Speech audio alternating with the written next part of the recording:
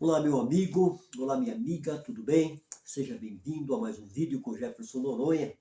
Esse vídeo eu quero tratar de temas importantes que eu tenho falado dentro do meu canal, da minha network, né? Eu tenho uma rede interligada na internet, através das redes sociais, do canal no YouTube, para trazer informação, conhecimento.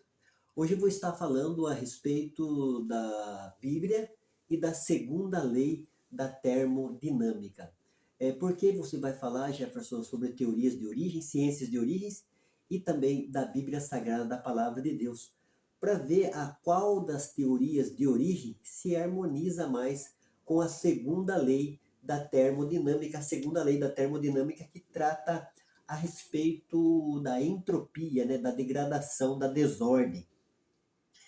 E onde cabe a evolução aí? Eu não quero falar da evolução da teoria darwiniana, do neodarwinismo, né, do naturalismo filosófico.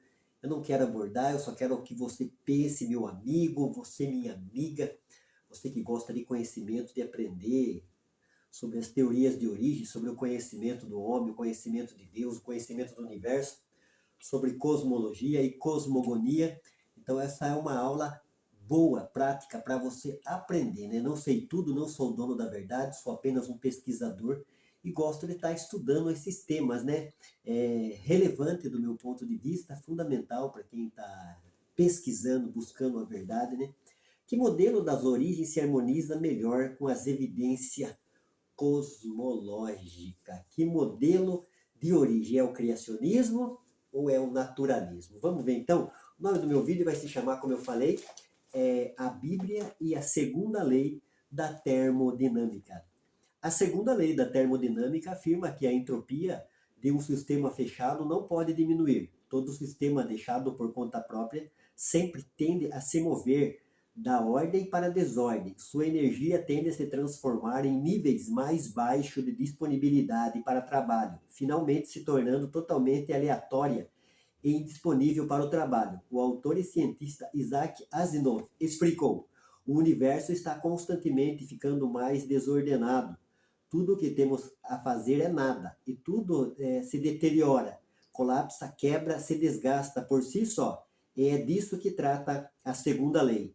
Em outras palavras, ao longo do tempo, tudo tende à desordem, aleatoriedade e desorganização.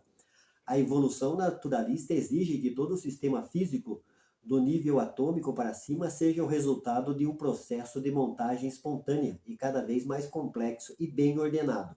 Darwin sugeriu que os organismos vivos, por exemplo, surgiram através de uma longa sequência uma longa sequência de processos evolutivos infinitamente complexos, porém aleatórios.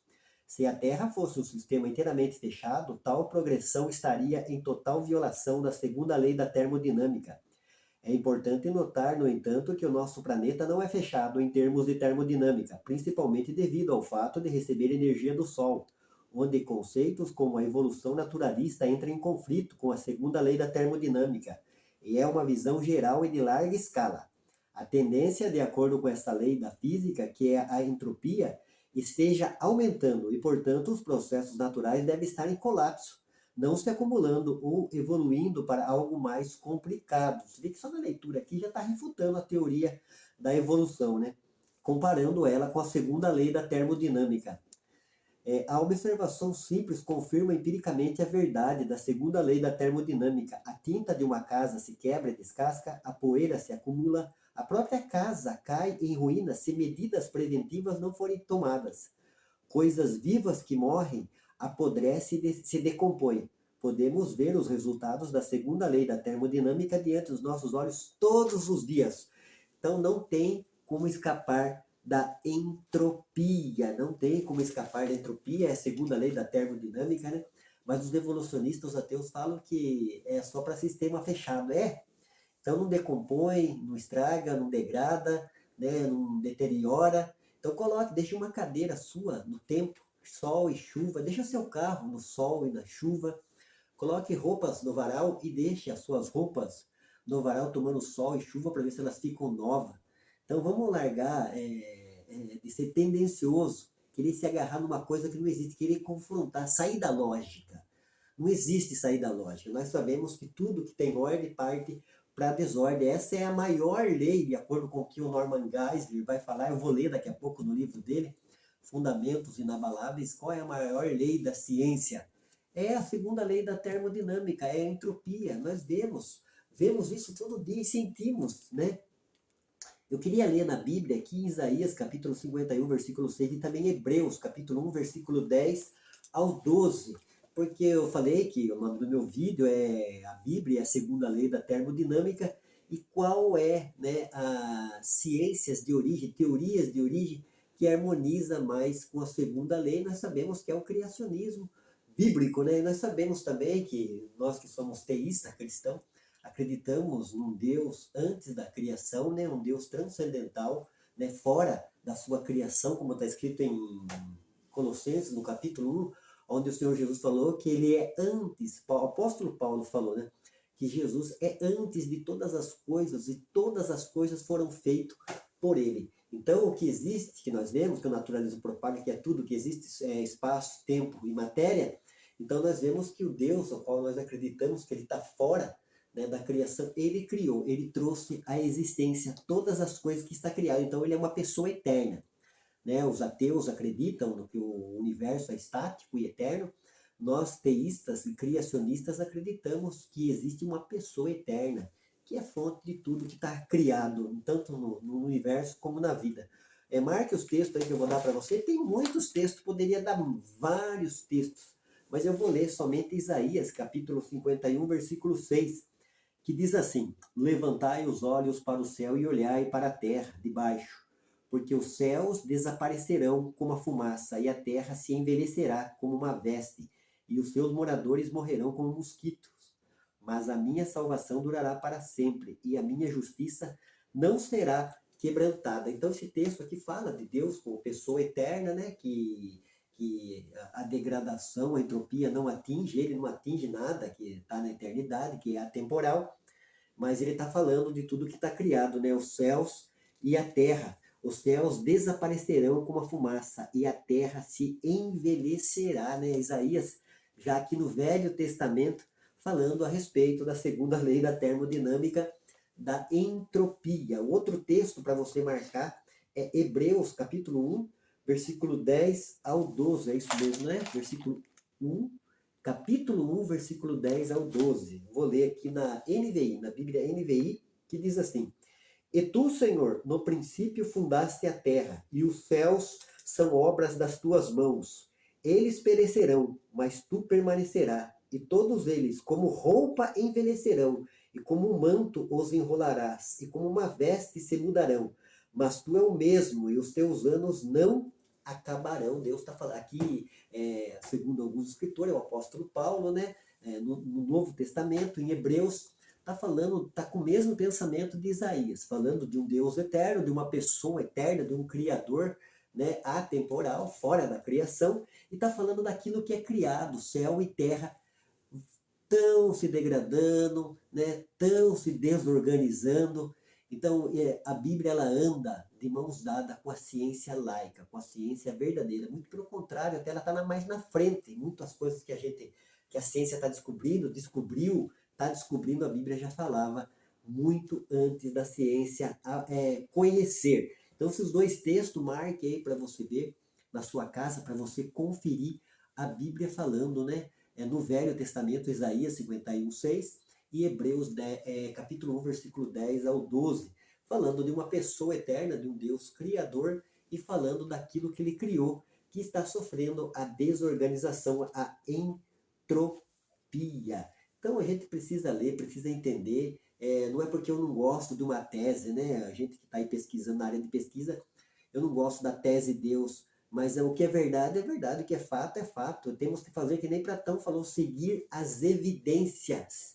Eu não tenho que ter preconceito com isso, com aquilo, com o religioso de um lado, com o religioso de outro lado, porque em todos os lugares as pessoas estão dentro de uma caixa de interpretação, uma caixa interpretativa, um sistema de interpretação, né? Principalmente os ateus que criticam tanto os cristãos. Eles também acreditam que Deus não existe, acreditam em tanta coisa, acreditam no nada, acreditam no acaso, acreditam em processos cegos. Então eles acreditam Então, e a gente averigua, a gente que é pesquisador, e vê que muitas coisas que os ateus acreditam e falam que é ciência não é. Então, tem que ter muita fé, tem que ter uma fé cega para acreditar em processos cegos, acreditar no nada, acreditar no acaso, né? Como o escritor fala, o que que é o acaso? O acaso é aquilo que as rochas sonham. Então, as coisas não vêm por acaso, as coisas na minha vida não vêm por acaso, veio através do meu trabalho, da minha dedicação, da minha ação inteligente. Nada acontece por acaso.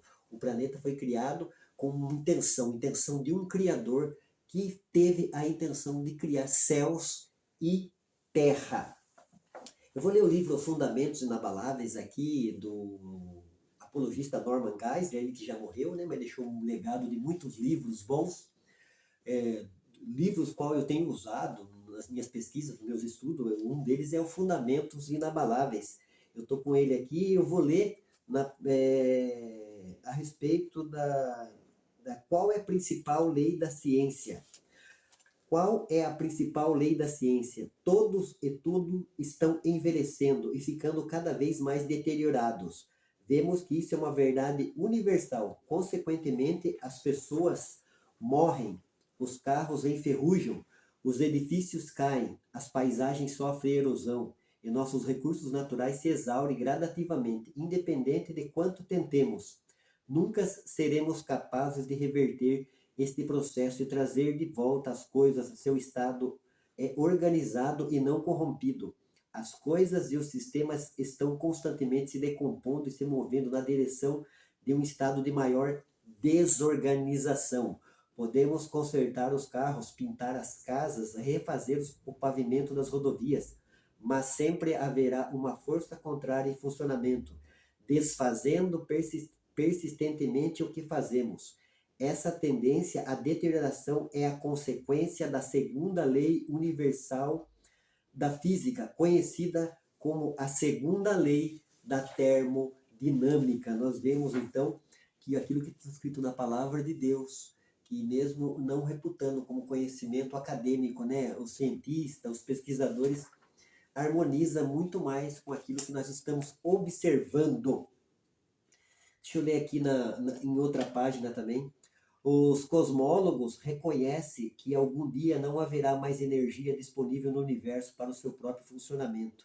Entregue à própria sorte, a temperatura do universo inteiro finalmente cairá para congelantes menos 460 graus, temperatura conhecida como menos zero absoluto. Em outras palavras, o tempo do universo está se esgotando. Em algum ponto do futuro, nosso motor gerador de calor cósmico vai parar de funcionar repentinamente, o que significa o congelamento. Não importa o quanto possa ser complexo ou exótico um modelo das origens, de como tudo começou, universo e vida. Se viola a segunda lei, deve ser rejeitado como modelo científico confiável das origens. Eu vou repetir isso aqui. Não importa quanto possa ser complexo ou exótico um modelo das origens. Se viola a segunda lei, deve ser rejeitado como modelo científico confiável das origens. Então, nós vemos que a palavra de Deus, a Bíblia Sagrada, o criacionismo, através da Bíblia Sagrada, né, que o criacionismo tem o criacionismo científico, religioso e o criacionismo bíblico. O criacionismo bíblico se harmoniza com a segunda lei da termodinâmica, o cientista querendo, o cientista não querendo, né? A lei que garante que a entropia sempre aumente, a segunda lei da termodinâmica, detém, penso eu, a posição suprema entre as leis da física, as leis da ciência. A pergunta aqui, ó, os cientistas podem escapar da segunda lei da termodinâmica? Minha pergunta para você, claro que não, lógico que não, ninguém pode escapar, como eu falei, é só você fazer esse teste. A gente tem visto, né, em nossas vidas, né, naquilo que acumulamos, adquirimos como bens, uma casa, um automóvel, né, patrimônio, coisas, móveis, né, pertences, até roupas. Então, tá se deteriorando, né? Eu comprei esse blazer não faz muito tempo, daqui a pouco ele vai estar todo, né, de sofrer lavagem, usar ele já não vai ser mais um blazer novo, ele vai ser um blazer velho, ele está se desorganizando, se degradando. Isso é um fato, é uma realidade. Então não adianta, como eu falei, eu gostar, eu não gostar de uma tese, de uma teoria. O que a gente tem que fazer é que Platão falou, seguir as evidências até onde ela nos leva, e as evidências têm nos levado, né? Que modelo das origens se harmoniza melhor com as evidências cosmológicas, aquilo que nós temos evidenciado no cosmos. Qual é o modelo das origens? É o criacionista ou é o naturalista? O naturalista diz que nós somos resultados do acaso, nós somos resultado através de processos cegos, as coisas estão evoluindo, né? Que evolução é essa? Minha pergunta, né? Aonde cabe evolução? A Bíblia e a segunda lei da termodinâmica, a entropia. Aonde cabe evolução? Aqui é a minha pergunta para você nesse vídeo aí que eu acabei de passar para você, meu amigo, para você, minha amiga que gosta de conhecimento, principalmente conhecimento a respeito do universo e da vida. É a cosmologia e a cosmogonia. Deus abençoe, fique com Deus, um beijo no coração do Jefferson Noronha, acompanhe o Jefferson Noronha nas redes sociais, vai lá no meu canal, tem teologia, tem filosofia, tem apologética e tem também ciência através do conhecimento científico das teorias de origens, a teoria da evolução e a teoria criacionista e também a teoria do designer inteligente. Deus abençoe, fique com Deus, um beijo no coração.